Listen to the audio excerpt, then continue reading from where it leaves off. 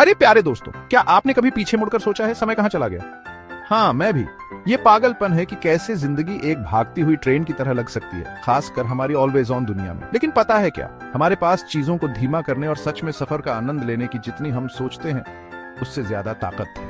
आज हम आपके समय को वापस पाने में पूरी तरह से डूब रहे हैं, क्योंकि प्यारे, आपका समय कीमती है।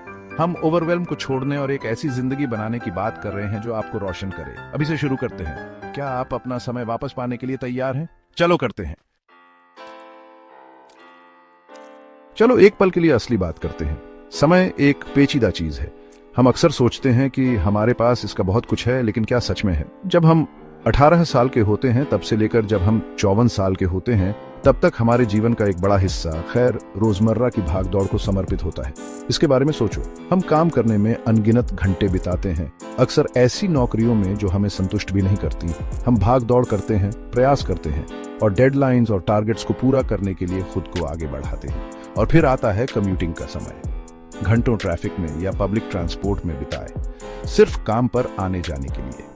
इसमें वो समय भी जोड़ लीजिए जो हम अपने घरों की देखभाल करने, काम चलाने और अपने परिवारों की देखभाल करने में लगाते हैं।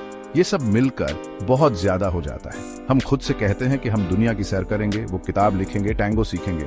हमारे ये सपने और आकांक्षाएं हैं जिन्हें हम पीछे धकेलते रहते हैं। लेकिन फिर जिंदगी चलती रहती है और अचानक साल उड़ जाते हैं, मौसम बदलते हैं, कैलेंडर्स पलटते हैं और इससे पहले कि हमें पता चले, हम पुरानी तस्वीरों को देख रहे होते हैं, सोच रहे होते हैं कि समय कहाँ चला गया। लेकिन बात यह है, ये समझना कि हमारा कितना समय पहले ही बंट चुका है, एक जोरदार वेकअप कॉल हो सकता है। ये हमें एहसास दिला सकता है कि हमें इस बात के प्रति और अधिक सचेत रहने की जरूरत है कि हम अपने दिन कैसे बिताते हैं। इससे हमें यह देखने में मदद मिलती है कि अगर हम अपने बड़े सपनों को हासिल करना चाहते हैं, अगर हम इस अनमोल जीवन का सचमुच आनंद लेना चाहते हैं, तो हमें उन चीजों के लिए समय निकालने की जरूरत है जो हमारे लिए सबसे ज्यादा मायने रखती हैं। हमें इस बारे में सोचना होगा कि हम अपने दिन कैसे बिताते हैं। हमें गोल्स निर्धारित करने, योजनाएं बनाने और कार्रवाई करने की आवश्यकता है। ये हमारे पैशंस को प्राथमिकता देने और उन चीजों के लिए समय निकालने के बारे में है जो हमें खुशी और संतुष्टि देती हैं। क्योंकि मेरे दोस्त, समय एक ऐसा संसाधन है जिसे हम कभी और नहीं पा सकते। एक बार चला गया तो चला गया। तो चलो हमारे पास जितना समय है उसका अधिकतम उपयोग करें और अपना जीवन पूरी तरह से जिएं। आप उन अविश्वसनीय नर्सों और देखभाल करने वालों को जानते हैं जो अगले अध्याय में जाने वाले लोगों के साथ काम करते हैं? वे अक्सर सबसे गहरे पछतावे सुनते हैं। और पता है क्या, यह शायद ही कभी उस एक रिस्क को लेने या अपनी सच्चाई बोलने के बारे में होता है। यह प्रामाणिक रूप से न जीने के बारे में है, सालों तक उन नौकरियों में फंसे रहने के बारे में है जिनसे वे नफरत करते थे, डर को खुद को वास्तव में जीवन का अनुभव करने से रोकने के बारे में। उफ, है ना? लेकिन यहाँ सुंदरता है, उनके पछतावे हमारे सबसे बड़े शिक्षक हो सकते हैं। उनकी कहानियों को सुनकर हम आज अलग चुनाव करना शुरू कर सकते हैं। हम आराम के बजाय साहस चुन सकते हैं, पेचेक के बजाय पैशन और बस जीने के बजाय सचमुच जीना चुन सकते हैं। ठीक है, चलो बात करते हैं उस चीज के बारे में जो सबसे बड़ी है पर जिसके बारे में कोई बात नहीं करता, हमारे स्मार्टफोन्स। ये छोटे डिवाइसेस हमारे जीवन का एक अभिन्न अंग बन गए हैं, लगभग खुद के विस्तार की तरह। हम कम्युनिकेशन से लेकर एंटरटेनमेंट तक और यहाँ तक कि काम के लिए भी हर चीज के लिए इन पर निर्भर है। लेकिन क्या आपने कभी यह सोचने के लिए समय निकाला है कि आप वास्तव में हर दिन अपने फोन पर कितना समय बिताते हैं? अब मुझे भी अच्छे इंस्टाग्राम स्क्रॉल उतना ही पसंद है जितना किसी और को, और सोशल मीडिया पर कुछ डाउन टाइम का आनंद लेने में कुछ भी गलत नहीं है। ये दोस्तों और परिवार के साथ जुड़े रहने और लेटेस्ट ट्रेंड्स और न्यूज के साथ बने रहने का एक शानदार तरीका है। लेकिन जुड़े रहने और डिजिटल दुनिया में खो जाने के बीच एक महीन रेखा है। लेकिन हमें ईमानदार होना होगा।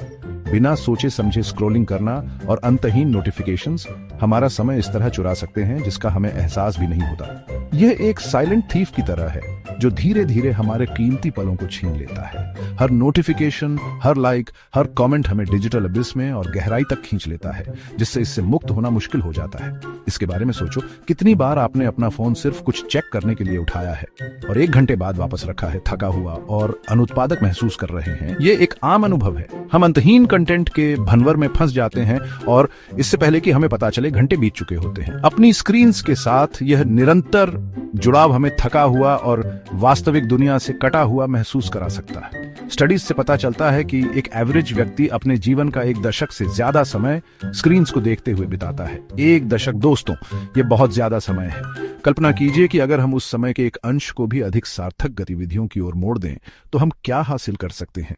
यह वह समय है जो हम अपनों के साथ बिता सकते हैं, अपने पैशंस का पीछा कर सकते हैं या नए हॉबीज खोज सकते हैं। हम यादें बना सकते हैं, नए स्किल्स सीख सकते हैं और अनगिनत तरीकों से अपने जीवन को समृद्ध बना सकते हैं, या बस अपने जीवन में मौजूद रहे।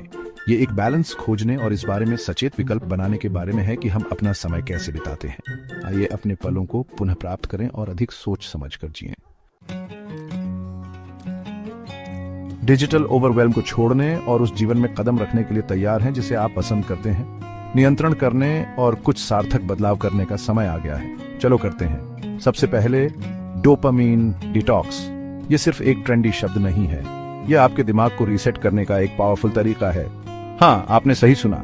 जैसे हम अपने शरीर को चीनी से ब्रेक देते हैं, वैसे ही हमें अपने दिमाग को अपने डिवाइसेस के लगातार स्टिमुलेशन से ब्रेक देने की जरूरत है। हमारे दिमाग पर नोटिफिकेशंस, ईमेल्स और अंतहीन स्क्रॉलिंग की बौछार हो रही है। जानकारी का यह निरंतर प्रवाह थका देने वाला हो सकता है। हर दिन टेक फ्री समय निर्धारित करें, भले ही वह सिर्फ 30 मिनट के लिए ही क्यों ना हो। इस समय का उपयोग अपने आप से और अपने आसपास की दुनिया के साथ फिर से जुड़ने के लिए करें। मेरा विश्वास करो, आपका दिमाग आपका शुक्रिया अदा करेगा। आपको स्पष्टता, शांति और उद्देश्य की एक नई भावना मिलेगी। इसके बाद जोमो की शक्ति को अपनाएं, the Joy of missing out.